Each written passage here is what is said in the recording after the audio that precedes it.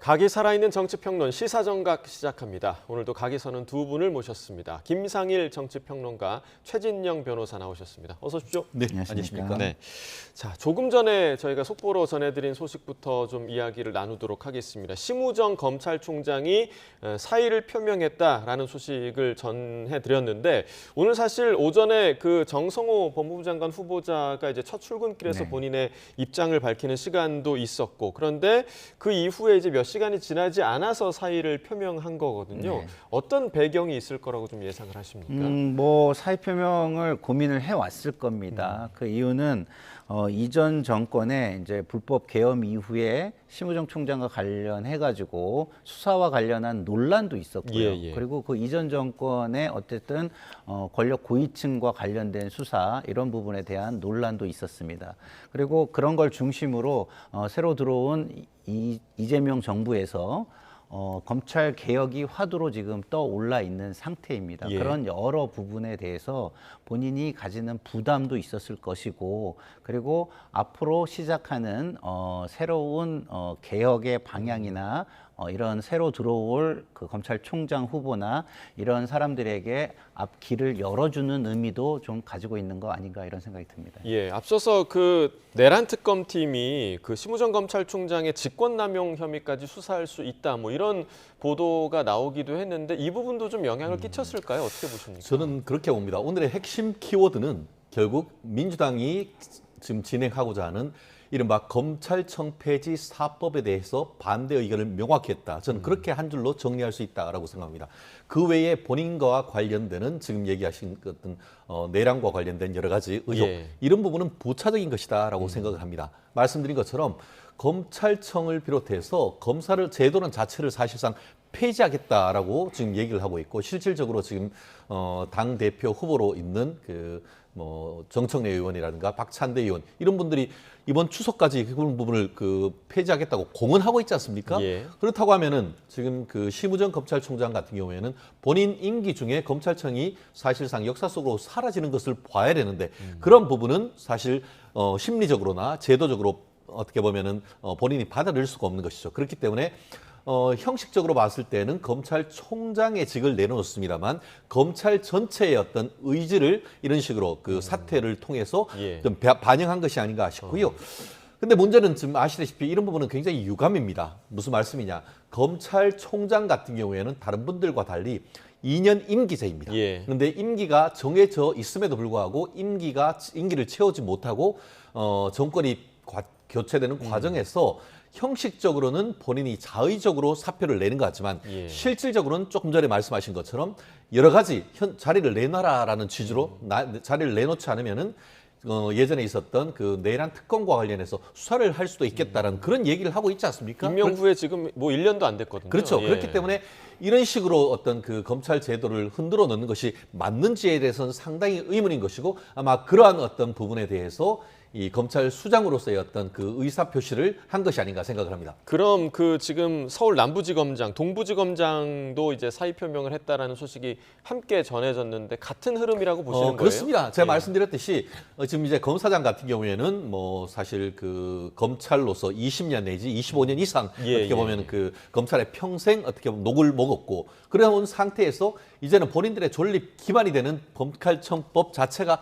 폐지된다라고 얘기를 한다고 하면은 이 부분에 대해서 지금 본인들이 한두 해 본인의 직을 더 하는 것이 무슨 의미가 있겠냐라고 생각을 하는 것이죠.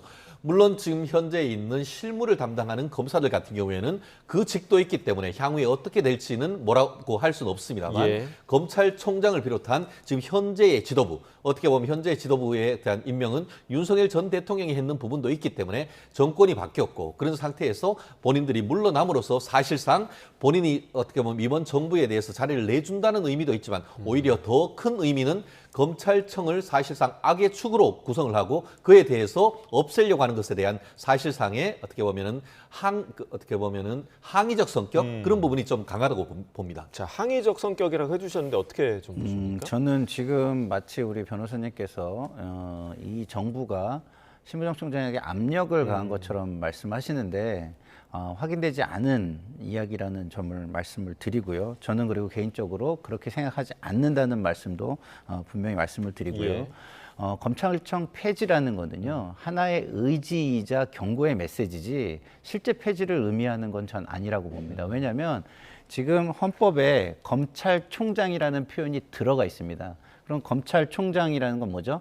검찰청의 장을 의미하는 거예요. 그렇기 때문에 그것을 폐지할 수가 없습니다. 그걸 모르는 바가 아니에요. 저희 당도 알고 있기 때문에 이게 폐지까지 생각할 정도로 강한 어떤 의지를 가지고 그리고 스스로 반성의 이 마음을 가지고 이 개혁을 이루어야 된다. 이런 강한 메시지로 봐주시면 좋겠고요.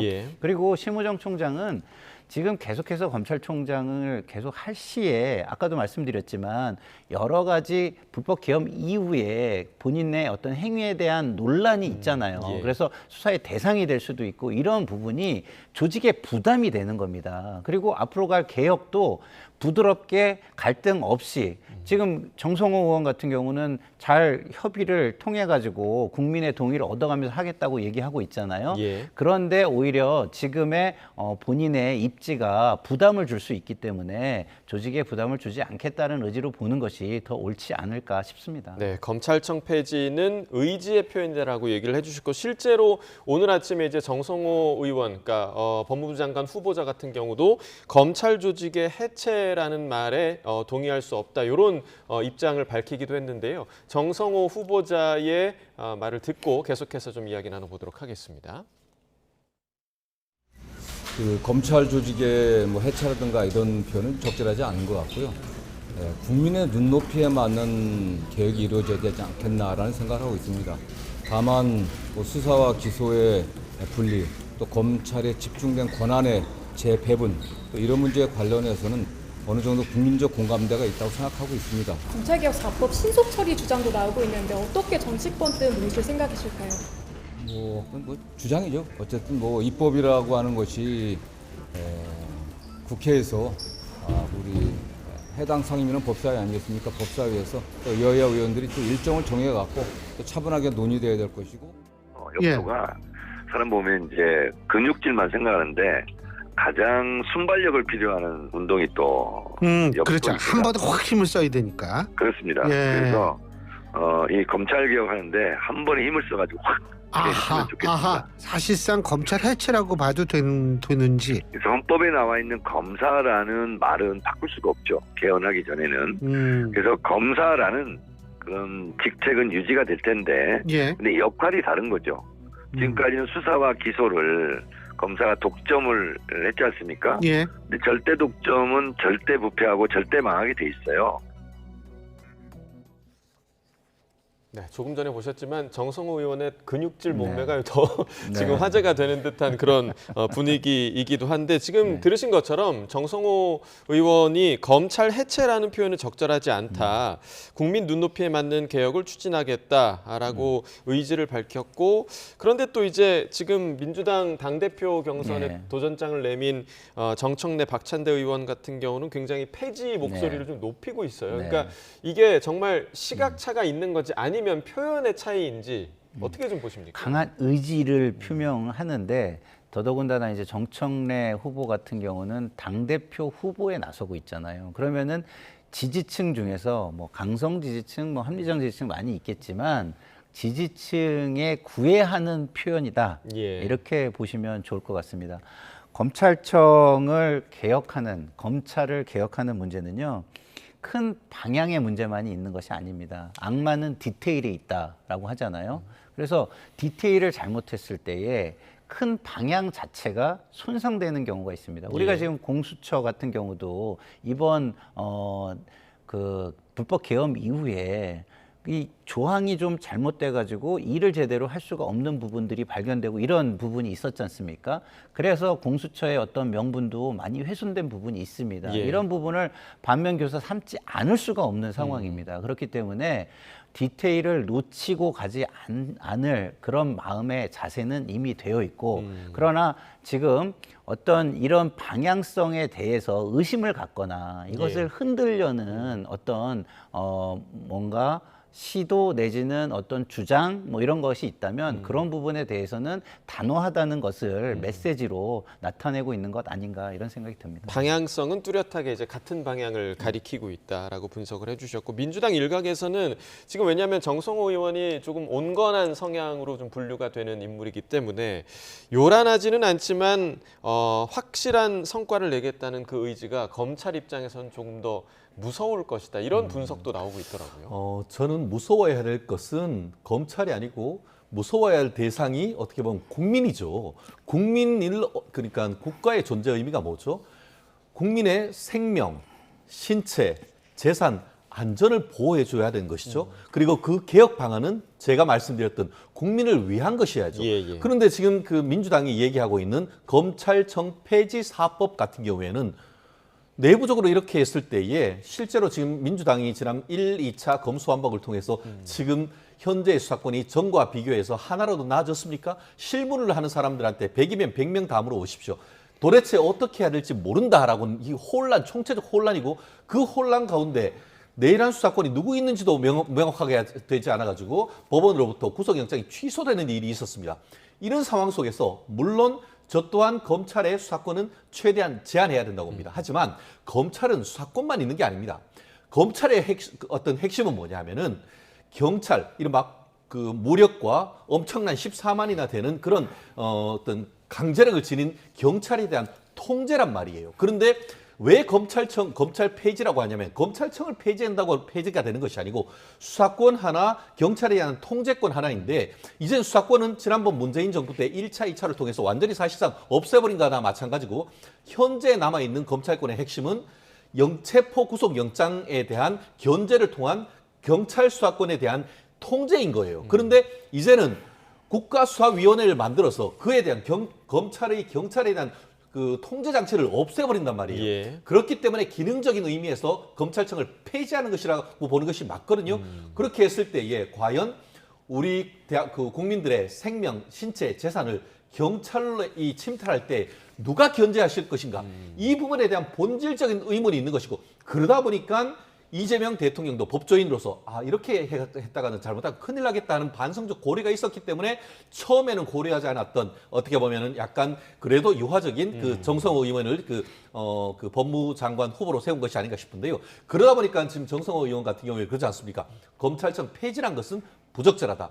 오히려 국민들에게 좀 더 눈높이에 맞는 식으로 가져야 된다는 것은 예. 지금 강성 민주당 의원들이 얘기하고 있는 검찰청 폐지로 갔다가는 오히려 국가의 범죄 총량이 늘어난다라는 그에 대한 고민이 민주당 내에도 있다는 것이죠. 네, 그러니까 사실 지금 말씀해주신 대로 처음에 이재명 정부 법무부 장관 하마평에 올랐던 사람이 이제 지금 행안부 장관 임명된 윤호중 의원도 있었던 것 같고요. 그러니까 이런 부분들이 약간 예상과는 다른 부분이 있었는데 그렇다면 정성호 의원을 법무부 장관 후보자로 지명한 이 대통령의 마음, 어떤 마음이었을까요? 뭐 우리 최진영 변호사님께서 일부 말씀을 해주셨지만 정성호 의원은 우리 국민들 그리고 우리 언론이 다 알다시피 상당히 합리적인 성향을 가지고 그다음에 국민의 민심을 상당히 살피기 위한 노력을 많이 하는 정치인으로 알고 있습니다. 예. 그것을 바탕으로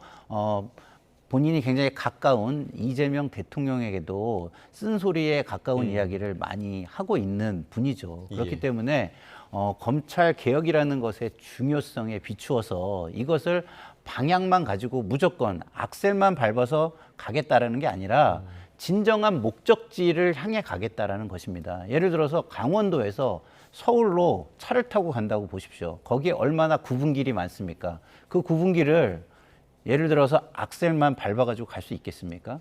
그 구분길은 악셀만 밟으면 낭떠러지로 떨어지는 것이죠. 거기에서는 기어를 변속하고 브레이크를 밟아가면서 방향도 틀어가면서 장애물을 우회하는 그런 것도 필요한 것입니다. 장애물이 나왔는데 무조건 부수고 가겠다. 아니면 뭐 강이 나왔는데 무조건 직진해서 헤엄쳐 건너겠다. 그래가지고 가다가 힘이 딸려가지고 만약에 익사해버리면은 목적지에 도달할 수 있겠습니까? 없잖아요. 예. 그렇기 때문에 많은 사람들의 공감대를 얻는 최대한의 노력을 다 하면서 검찰 개혁을 이뤄가겠다라는 의지를 표명한 것이고요. 예. 그러나 그것을 추진하는 의지만큼은 굉장히 강하다. 이것은 국민에게 불신받는 검찰의 모습을 개혁할 수밖에 없다라는 어떤 목적의식은 분명하다. 이런 예. 것은 지금 보여주면서 가겠다라는 것으로 보입니다. 네, 저희가 앞서서 잠깐 그 사진을 봤습니다만 어제 하루 종일 인터넷을 달궜던 게 바로 정성호 의원의 근육질 몸매였습니다. 그러니까 늘 양복을 입고 다니니까 안 몸이 보이죠. 어떤지는 잘 모르는데 지금 이 사진으로 보니까 정말 의외의 그런 근육질이 나와서 뭐랄까요? 그러니까 법무부 장관으로서의 앞으로의 행보를 약간 암시하는 듯한 그런 느낌이 아닐까라는 뭔가 내실이 탄탄한 그런 느낌? 어떻게 좀 보셨어요, 변호사님? 인사청문회 쉽게 통과하실 것 같아요. 국민들이 저런 모습을 보면서 법무부 장관으로서 신체 건강하고 예. 우리 뭔가 어떻게 보면 힘있게 국민들을 좀 지켜주겠다라는 그런 이미지라는 측면에서 국민들한테 어떻게 보면 상당히 개인적인 그와 같은 사진 한 장으로서 상당히 많은 것을 보여줬다라고 예. 그렇게 저도 긍정적으로 평가를 합니다. 나아가 사실 그 정성호 의원 같은 경우에는 다른 분들보다 비교적 덜 강성이라고 얘기를 하는데 알고 보면 내가 더 강성이야 이런 그 메시지도 있는 것이고 결론적으로 얘기했을 때에 결국 내가 그 약간은 어떻게 보면 약해 보인다고 생각하지만 훨씬 더 내가 뚝심을 가지고 예. 이와 같은 그 이재명 대통령의 철학을 그 완수할 수 있다는 그런 메시지, 그런 이미지적 측면에서는 저 사진 한 장이 100마디 말보다 훨씬 더 강한 울림이 있었던 그런 것 같습니다. 네, 청문회 뭐 잘 통과하겠다 이렇게 얘기를 해주셨는데 실제로 이제 인사청문회에서 정성호 의원이 또 어떤 의지를 밝힐지 좀 주목을 해봐야겠고요. 자, 이어서 이제 내일 모레 7월 3일입니다. 김민석 총리 후보자에 대한 국회 인준 표결도 지금 예정이 돼 있는데 이런 가운데 국민의힘이 오늘 대통령실 앞에서 김민석 후보자 지명 철회를 촉구하는 의총을 열면서 강하게 반발했습니다. 또 이어서 민주당 목소리까지 같이 들어보겠습니다. 먼저 김민석 국무총리 인준안을 신속하게 처리하겠습니다. 국민의힘이 지금처럼 인준을 방해하면서 근거 없는 비방과 음해, 허위사실 유포를 멈추지 않는다면 이는 민형사상 책임을 묻겠다는 점도 분명히 해둡니다. 인사청문회 따위 증거자료도 없이 우기기만 하면 넘어갈 수 있다고 착각할지 모르지만 새털처럼 가볍고 오만한 김민석 국무총리 인준을 강행하는 그 순간 이재명 정부의 몰락이 시작된다는 것을 명심하기 바랍니다. 네, 어떻게 보면 새 정부의 가장 중요한 인사라고 볼 수 있는 총리 후보자 인준을 두고 여야 공방이 지금 상당한 모습인데 여당에서는 뭐 근거 없는 비방과 음해를 멈추지 않으면 민영 사상의 책임까지 묻겠다 이렇게 지금 강하게 지금 대응을 하고 있습니다. 네. 국민의힘은 지금 민주당에 비해서 소수 야당입니다. 소수 야당은요, 할 수 있는 게 없죠. 할 수 있는 게 만들어지려면 대중의 공감과 대중의 지지, 국민의 지지가 절대적입니다. 예. 그런데 지금 국민의힘 자체가 국민에게 메시지를 발신할 수 없을 정도의 거부감이 있습니다. 거의 원죄에 해당하는 정도의 거부감이죠. 그것은 무엇이냐? 불법 계엄과 분리시키지를 못하고 있어요. 그리고 내란 혐의와 관련돼서 거기에 동조하는 세력이라는 이미지를 벗지를 못하고 있습니다. 이런 내란 혐의는요, 형사상 최고의 범죄예요. 그리고 개별적 범죄가 아니라 국가의 규모에서 최고의 범죄인 겁니다. 이런 범죄 혐의와 그 어떤 이미지 결별을 하지 않는 상태에서 이야기를 아무리 얘기한다 한들 다른 이야기가 더 커 보이겠습니까? 더 심각해 보이겠습니까? 예, 예. 더 문제가 있다고 생각이 들겠습니까? 그렇지 않습니다. 그런 부분을 털지 않고 저렇게 하는 것은 아무 의미가 없을 거라는 생각이 들고요. 물론 민주당도 그런 환경이라고 해서 무조건 자기 하고 싶은 대로 다 할 수는 없을 것입니다. 그러나 어쨌든 인수위가 없이 출발한 정부라서 부족한 부분이 있다는 점은 인정을 하면서 우리가 부탁하는 것은 이런 겁니다. 모든 것에는 BC 분석이라는 게 있잖아요. 편익 대비 비용이라는 게 있습니다. 예. 그러니까 국민에게 얼마나 이익을 줄 것이냐, 손해를 끼칠 것이냐, 이거를 플러스 마이너스 해가지고 베네핏이라고 하는 B가 높다면, 그리고 B가 높은 게 일정 정도 이상이라면 그냥 용인해 주는 게 맞습니다. 그래서 지금 상황에서 도덕성 부분이 우리가 완벽하다고 생각하지 않고 그런 부분에 있어서 뭐 타의 모범이 돼서 국민들에게 자랑스럽게 내보일 정도라고 생각하진 않습니다만은 예. 국정을 지금 안정화시키고 국민에게 정책 효과를 보여주는 것이 너무나 중요한 시기라는 것을 감안해서 야당이 총리 인준에 동의해 주시기를 간곡히 부탁드립니다. 네, 그러니까 국민의힘에서 나오는 그런 메시지가 국민에게 제대로 전달이 될 수조차 없는 그런 상황이다라고 분석을 해주셨는데, 오늘 만약에 이제 김민석 후보자를 인준하게 되면 이재명 정부 몰락의 시작이다, 이렇게 지금 엄포를 놓는 메시지를 내놨거든요. 오늘 용산 앞에서의 의총 좀 어떻게 보십니까? 결국 여의도에서 목소리를 냈을 때 그것을 실천할 수 없기 때문에 결국 장외로 나올 수밖에 없는 건 아니겠습니까? 예.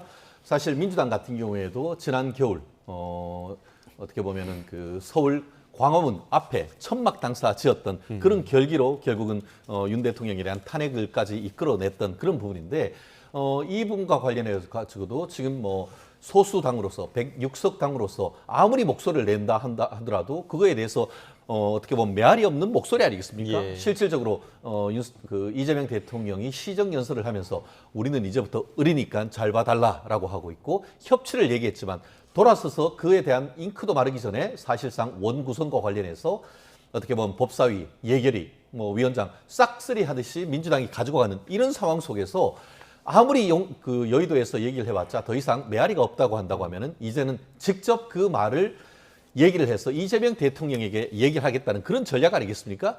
다만 지금 국민의힘으로서도 지금 말씀하신 것처럼 내부적으로 지지율이 너무나 낮습니다. 그러니까 아무리 얘기를 한다 하더라도 국민들이 잘 들어주지 않는다는 이 뼈아픈 부분, 이 상황에 대해서 예. 뼈아픈 반성이 있어야 되고, 아마 그런 부분이 다가오는 7월, 8월 사이에 혁신위와 또 전당대회를 통해서 국민의 앞에 나아가려고 하는 노력은 해야 되는데, 아마 지금 7월, 8월 이 사이에서는 민주당이 국민의힘이 뭐라고 한다 하더라도 이재명 대통령 그리고 민주당은 그냥 가고자 하는 마이웨이를 걸을 것 같아가지고 상당히 걱정인데, 문제는 지금 그 송원내 대표의 말씀처럼 과연 이런 식으로 독주의 길을 가는 것이 맞는지, 지금으로서는 본인의 의지를 실천한다는 점에서는 의미가 있겠지만 윗물이 맑아야 아랫물이 맑다라는 것은 동서고금의 진리입니다. 그런 부분이 어떤 식으로 이재명 대통령에게 부담이 갈지는 그 모든 것 또한 이재명 대통령의 결정이다. 그에 대한 책임이다. 저는 그렇게 봅니다. 네, 갈 길을 갈 것이다. 하지만 국민의힘 상황에 대해서도 최 변호사께서도 이제 공감을 해주신 부분이 있었고,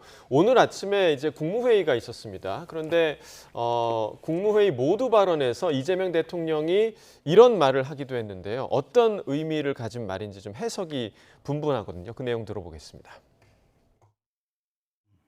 임명된 권력은 선출 권력을 존중해야 합니다. 그래서 국회도 헌법에 그 국가기관 순위가 써져 있거든요. 아마 나중에 기회가 되시면 한번 참고로 한번 보시기 바랍니다. 국회는 국민으로부터 직접 권력을 위임받은 기관이어서 우리 국무위원들께서 국회에 가시면 그 직접 선출된 권력에 대해서 존중감을 가져주시면 좋겠어요. 그게 개인적으로 좋든 나쁘든 그런 건 중요하지 않습니다. 국가의 기본적 질서에 관한 문제니까 최대한 국회에 존중을 해주시기를 당부드립니다. 자, 이 대통령의 당부였습니다. 그러니까 이 말이 나온 전제는 누군가는 국회를 존중하지 않았다라는 그런 행위가 있었기 때문에 지금 대통령이 이런 말을 했을 텐데, 이진숙 방통위원장을 겨냥했다, 이런 해석이 있던데요. 어떻게 좀 보십니까? 그건 제가 볼 때는 약간 피해의식인 것 같고요. 이재명 대통령께서 지금 정부가 들어선 이후에 많은 인사를 지금 하고 있습니다. 예. 그런 부분에 있어서 사실 본인이 가장 박수받는 인사를 하고 싶을 거예요. 그런데 인사를 받지 못하는 인사를 하는 경우도 있을 겁니다. 그런데 그런 모든 부분에 있어서도 어쨌든 갈 길을 가되 겸손하게 가야 되지 않겠습니까? 근데 겸손하지 않는 모습으로, 존중하지 않는 모습으로 하면은 안 된다, 이런 얘기를 저는 오히려 했다고 봐요. 예를 들어서 지금 뭐 김민석 후보가 인청을 받으면서 예를 들어 가지고 메신저를 공격하는 행위 뭐 이런 것들이 있었잖아요. 그런 부분까지 다 고려한 일반적인 이야기를 한 것이다. 행정부가, 이재명 정부가 성공하는 정부, 그다음에 성공한 대통령으로 남기 위해서 가야 할 기본적인 자세를 천명한 것이다라고 저는 들렸고요. 저한테는 그렇게 들리는데 다른 분들한테는 왜 이진숙 방통위원장을 겨냥한 것으로 보이는지 들리는지 좀 잘 모르겠는데 듣는 사람마다 참 다르게 듣는구나라는 생각이 들었습니다. 자, 최 변호사님은 다르게 들으셨습니까? 그냥 타겟이 딱 명확한 거 아닙니까? 명확하다. 사실 방송통신위원장 같은 경우에는 장관급으로서 국무회의에 참석하지 않습니까? 그런데 현재에 아직까지 이재명 대통령 정부가 꾸려지지 장관이 임명되지 않은 상태에서 윤석열 대통령이 임명했던 장관들과 국무회의를 하고 있습니다. 그런데 지금 처음에 이제 그 국무위원들이 사표를 낸 것에 대해서 이재명 대통령이 어떻게 보면 반려하고 지금 현재 같이 가고 있는 본인 스스로 얘기했듯이 약간 이상하지만 받아들여달라, 그런 얘기를 그때 대놓고 얘기를 했었습니다. 그런데 그럼에도 불구하고 이진숙 방통위원장 같은 경우에는 할 말은 해오는 그런 부분이 지금 언론 보도에 보고 있고 그 부분이 이재명 대통령으로서는 마음이 조금 불편하신 것이 아닌가 싶은 생각이 드는데요.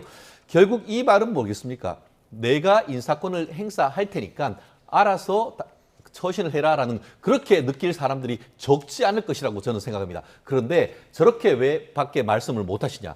아시다시피 예전 정부 때에 그런 식으로 해서 내가 권한이 있다고 해서 인사권을 막 썼더니 어떻게 됐죠? 지난 민주당 정부에서는 직권남용 권리행사 방해죄, 이걸로 해서 다 잡아넣어 버렸습니다. 물론 최종적으로 그것이 다 무죄가 나왔습니다만 전가의 보도로 이게 인사권을 행사를 하지만 그게 조금 지나칠 때는 경우에 따라서는 그 인사권자가 직권남용으로 처벌될 수 있는 그런 부분이 있다 보니까 지금으로서는 정권 초기임에도 불구하고 그런 부분을 아는 법조인의 대통령으로서는 최대한 완곡해서 해석하는데, 문제는 아래에 있는 분들이 어떤 식으로 나오느냐, 저는 그것이 더 궁금합니다. 근데 저는 저 해석이 좀 무리가 있다고 보는 게요. 이진숙 방통위원장 우리 많이 봤잖아요. 저렇게 대통령이 얘기하면 본인 얘기를 할 오히려 빌미가 될 가능성이 높은 분이에요. 근데 그걸 모르고 그렇게 얘기했을까요? 저는 그렇게 생각하지 않습니다. 이거는 일반적으로 어떤 행정부의 자세를 촉구하는 것으로 들어주셨으면 좋겠습니다. 충분히 그렇게 해석할 수도 있다고 봅니다. 그러니까 정확한 의중은 대통령만이 알고 있겠죠. 이렇게 대통령의 한마디에 여러 가지 해석이 나오는 부분이 좀 있었고요. 그리고 국회에서 어제는 좀 흥미로운 장면이 좀 있었습니다. 나경원 의원이 지금 로텐도홀에서 김민석 후보자의 인준을 좀 반대하는 지명 철회를 촉구하는 농성을 하고 있는데, 이 자리에 당사자죠, 김민석 후보자가 등장했습니다. 어떤 모습이었는지 좀 보고 오겠습니다.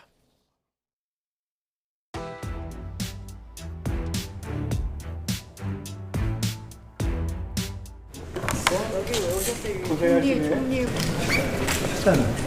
간식하시는 건 아니지? 간식하지 마. 간식은 왜요? 간식해도 안 내려올 거잖아. 응? 간식하면 내려올 거야?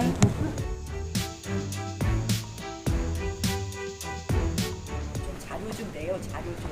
우리 당 인사 아니, 자료 다 갖다 줬는데 그걸 들어오질 않고. 아니, 뭐야, 주진 의원이 사과를 하셨으면 나머지까지 다 드리려고. 아니, 자료 안 낸다. 그럼 저한테. 아니야. 자료를 안 내셨다고 우리 당 고생을 했어요.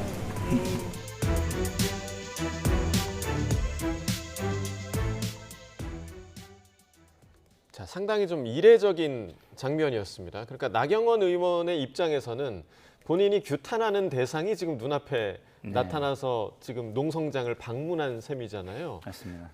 어떻게 좀 보셨나요? 저는 저게 정치인의 모습이라고 생각해요. 그래서 가서 불편한 얘기도 들어야죠. 그리고 충분히 불편한 얘기를 들었다고 저는 생각을 합니다. 뭐 그러면은 이제 들었으니까 아무 얘기도 안 했으면 더 좋았겠냐? 이건 제가 잘 모르겠고요. 예. 어쨌든 카메라가 있고 그 방송에 이게 노출이 될 가능성이 높은데 자기 입장도 일부 부드럽게 이야기한 것이 아닌가. 저기에서 뭐 굉장히 강하게 자기 주장을 하면서 언쟁을 높이거나 이런 것은 아니잖아요. 예. 그리고 세 분 다 김미애 의원까지 친분이 있는 분들로 알고 있는데 뭐 그 정도에서 서로 툭툭 언중유골 식으로 툭툭 던지는 식으로 메시지를 전달한 정도이기 때문에 뭐 저 정도는 그렇게 나쁜 모습은 저는 아니었다 이런 생각이 듭니다. 말씀해 주신 대로 편하게 이야기를 나누지만 그 속에 정말 뼈가 있는 듯한 그런 느낌이었는데 사실 지금 그 나경원 의원의 농성 자체를 바라보는 시각도 뭐 여당은 물론이고 지금 야당 내에서도 일부에서도 좀 순수하게 좀 바라보지 않는 시각이 좀 있더라고요. 사실 웰빙 캠핑 단식이냐 뭐 이런 얘기를 하면서 좀 그런 민주당 속에서 반응이 나오는데 저는 한마디로 이렇게 평가가 되더라고요. 존중은 없고 조롱만 있다. 사실은 서로 간에 기본적인 존중할 부분은 존중해야 되는 것 아니겠습니까? 사실 예전 같은 경우에도 국회의원들이 단식하고 하는데 옆에 가가지고 통닭 먹고 이런 식으로 해서 조롱한 케이스가 있어서 두고두고 지금 문제가 서로에 대한 어떤 상처가 되는 것 아니겠습니까? 사실 저렇게 김민석 그 후보님이 가셨다고 하면은 조금 더 낮은 자세로 해가지고 존중하고 어쨌든 그래도 얼른 더운데 좀 거두시고 좀 협조해달라 이렇게 했으면은 국민의 지지율이 5%는 올라갔을 겁니다. 근데 저기에서 자료좀 내세요 하니까 다 냈는데 오지도 않고 이런 식으로 반응을 한다고 하면은 오히려 긁어 부스럼된 건 아니겠습니까? 말씀드린 것처럼 민주당은 못할 게 없습니다. 지금 아무리 지금 나경원 의원이 진짜 뭐 10일 동안 단식을 한다 하더라도 통과시켜버리면 할 수 있는 게 아무것도 없습니다. 그렇다고 하면은 조금 더 낮은 자세로 상대를 존중해주는 자세 그것만 해도 아마 상당 부분 점수를 딸 텐데 오히려 저는 점수가 더 어떻게 보면 마이너스가 된 것이 아닌가 그렇게 보고 싶습니다. 그런데 그 국민의힘 그 친한계 일각에서 또 비판의 목소리도 나오기도 했더라고요. 이 부분은 좀 어떻게 보십니까? 그렇기 때문에 그것이 지금 국민의힘의 현 주소인 것 같습니다. 어떻게 보면은 남의 눈에 있는 들보를 보기 전에 내 눈에 있는 기어나 들보를 봐야 되는 그런 상황인 것 같은데 국민의힘 뭐 그렇기 때문에 이 모양 이 꼴인 것 같습니다. 드릴 말씀이 없습니다. 알겠습니다. 송구합니다. 자, 그래서 이제 국민의힘 이야기로 좀 넘어가 보도록 하겠습니다. 어제 김용태 비대위원장이 퇴임 기자회견을 열었죠. 국민의힘의 혁신 점수에 빵점을 줬습니다. 빵점을 주면서 퇴장을 했는데 이에 대한 내부 반응은 어떤지 함께 들어보겠습니다. 대선 이후에 국민의힘의 실질적인 혁신 움직임을 점수 특정으로 한다면 저희 개혁에 대한 점수를 말씀드리면요. 빵점이라고 생각합니다. 건강한 정당이라면 당연히 당내에서 나오는 어떤 비판도 겸허히 수용을 할 거고요. 어제 뭐 김용태 비대위원장이 쓴소리도 하셨잖아요. 그래서 애당심을 가지고 우리 당이 절박하게 변화를 하고 또 바뀌어야 된다는 생각에는 많은 의원님들이 공감을 하고 계시고요. 표현이 다소 자극적으로 들릴 수 있고 김용태 혁신안은 결국 좌초된 거 아닙니까? 좌절된 것이고요. 저는 그래서 좀 뭐랄까요. 김용태 비대위원장 취임 이후에 한 50일 정도가 됐는데 결국 김용태 비대위원장을 앉힌 거는 당이 변화를 바랬다라기보다는 그냥 변화를 말하는 사람이 필요했다 이렇게밖에 해석이 잘 안 됩니다. 나도 빵점 그 말씀이세요? 그렇습니다. 자, 김용태 전 이제 위원장이죠. 김용태 전 위원장의 빵점 발언에 대해서 오히려 여당에서 더 공감하실 것 같은데요. 아주 공감하죠. 왜냐하면 제가 좀 전에 이미 한 얘기라 길게는 얘기 안 하겠습니다. 출발할 수 있는 그 출발점에도 들어서지를 못하고 있어요. 그러니까 경기에서 만약에 그 육상이라면 출발점에서 출발을 해야 되는데 출발점 저 뒤에서 지금 놀고 계시는 거예요. 그럼 어떻게 출발을 할 수 있겠습니까? 그러니까 개혁이 경기라고 한다면 경기에 임하지도 않고 있다. 어떻게 보면은 빵점을 넘어서서 역성장하고 있는 거 아닌가 이런 생각마저 들어요. 개혁을 하면 대부분 어떻게 돼야 됩니까? 국민을 향해서 좋은 경연을 보여주는 것이기 때문에 점수가 나와야 되잖아요. 근데 지금 지지율은 어떻습니까? 지지율은 올라가지 않아요. 오히려 빠지면 빠졌지 올라가지 않습니다. 그리고 민주당의 지지율이 50%를 넘는 지지율도 나옵니다. 50%가 넘는다는 의미는요, 굉장히 심각한 의미입니다. 무엇을 해도 결국은 과반을 넘을 수 없다는 걸 의미하는 거잖아요. 그렇죠. 굉장히 심각한 부분인데 그런 부분을 보고 있지 않다는 점에서 빵점 이하, 아예 자세 자체가 갖추어지지 않았다라고 보는 게 저는 더 맞다고 보고요. 네. 정당은요, 선거를 하는 조직입니다. 이런 식의 상태로 선거를 한다고 생각을 해보십시오.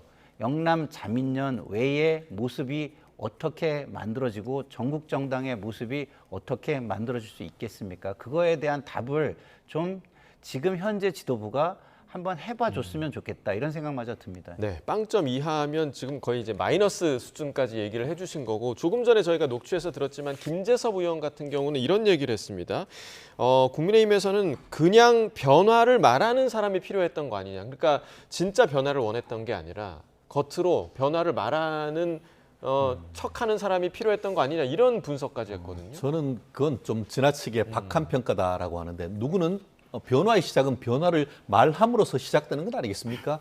그에 따르는 변화의 어떤 핵심으로서 5가지 개혁을 얘기를 했지 않습니까? 그러면서 이제 탄핵에 대한 당론 변경을 비롯해서 여러 가지를 얘기했습니다만, 그 부분이 어떻게 보면 좌초된 것은 사실입니다. 그렇지만 그와 같은 의안, 그에 대한 문제 제기는 특히 수도권 국민의힘 국회의원을 비롯해서 많은 분들이 공감하고도 있습니다. 다만 국민의힘의 지금 딜레마는 무슨 말이냐? 국민의힘에서도 그 윤 대통령의 그 12.3 비상계엄에 대해서 탄핵 맞다, 그리고 그 헌법재판소가 파면을 했기 때문에 그거에 대해서는 공감을 하고 수용을 합니다. 그런데 아시다시피 지금 같은 경우에는 단순한 정치적 의미에서의 파면, 탄핵을 넘어서 법적 의미에서의 내란이 성립된다고 하면서 3특검을 하고 있지 않습니까? 그러다 보니까 정치적인 책임을 지면서 그걸로 끝나는 것이 아니고, 이 부분에 대해서 그 부분을 내란이라고 인정하는 순간, 마치 전에 한동훈 그 전 대표가 이것이 내란이다, 자백했다라고 얘기하는 순간 정말 자유우파의 괴멸이 이루어질 수 있는, 형사처벌이 될 수 있는 그런 부분이 있다 보니까 결국은 어정쩡한 태도로 가는 그런 부분이 어쩔 수 없는 상황인데, 결국 이와 같은 상황은 다가오는 8월 달 중하순에 있을 국민의힘 대표가 누가 되는지, 나아가 지금 진행되고 있는 내란 특검, 그에 따르는 형사 책임이 확정될 때까지 국민의힘은 정말 고난의 길을 걸어야 되는 것이 노정되어 있는 것이 아닌가, 그렇게 봅니다. 예. 자, 마지막으로 이 얘기를 좀 해보겠습니다. 이틀 후에 저희가 조금 전에 김민석 후보자 인준 관련 얘기를 했지만, 이재명 대통령 첫 기자회견도 지금 예정돼 있습니다. 그런데 취임 30일 기자회견이에요. 그 저희가 역대 정부에서 늘 취임 100일 기자회견을 봐왔었는데 30일 상당히 지금 짧은 기간인데 이렇게 좀 서둘러 하는 이유가 좀 어디에 있다고 보십니까? 기본적으로 지난 30일이 국민에게 좋은 반응을 얻고 있기 때문이라고 저는 생각합니다. 지금 저도 어떤 느낌이냐면요, 우리가 봄을 맞이하면 나무나 이런 데 물이 오르는 듯한 느낌을 우리가 받잖아요. 그걸 우리가 생명력이라고 하는데, 어떤 변화의 조짐, 변화의 생명력이 지금 국민들에게 느껴지고 있는 저는 분위기라고 봅니다. 그런 분위기를 살려서 그 속에서 우리가 나아갈 방향을 국민들에게 좀 더 설명을 하고, 거기에서 공감을 얻고 국정 로드맵을 밝혀주면서 함께 동참을 해달라는 요청을 드리고, 그리고 앞으로 이런 모습 속에서 협치와 통합을 근간으로 한, 국민 통합을 바탕으로 한 발전을 이루어 나가겠다는 의지를 밝혀드리고, 이런 것을 하기 위한 하나의 자신감의 발로인 기자회견이다, 이런 생각이 듭니다. 그러니까 지난 한 달을 정리하고 또 이후의 미래를 그리는 그런 자리가 되지 않을까 생각이 드는데, 마지막으로 최 변호사께서는 이재명 정부의 지난 한 달 좀 어떻게 좀 평가하십니까? 어쨌든 국민의 입장에서는 주가도 오르고 환율도 안정되고, 이런 측면에서는 특히 젊은 층을 상대로 긍정적으로 보는 것은 분명한 것 같습니다. 하지만 그 지난 30일 동안 뭐를 했냐 보면은, 외치와 관련해 가지고는 캐나다 가서 G7 업적으로 잠깐 갔다 오셨지만 트럼프와의 어떤 회담은 없었던 것이고, 그러니까 어떻게 보면 외치에 있어서는 뭐 평균점 이하 내지 그 정도이지만, 내치로서는 나름대로 어떤 그동안 있었던 경제 지표가 상당히 좋아지는 건 사실이기 때문에, 전체적으로 대구 경북조차도 지금 이재명 대통령에 대한 지지율이 높은 것도 사실입니다. 아마 그렇기 때문에 어떤 자신감의 발로일 텐데, 너무 자신감이 있다 보면은 또 그에 대한 마이너스도 있는 점이 있기 때문에 조금 더 돌다리로 두드리는 식으로 가면 어떨까 하는 생각입니다. 근데 자신감이 소통으로 나타나는 건 좋은 거 아닙니까? 네, 어떤 소통을 또 내일 모레 또 펼칠지 좀 기대를 해봐야겠습니다. 김상일 정치평론가, 최진영 변호사와 이야기 나눠봤습니다. 말씀 고맙습니다.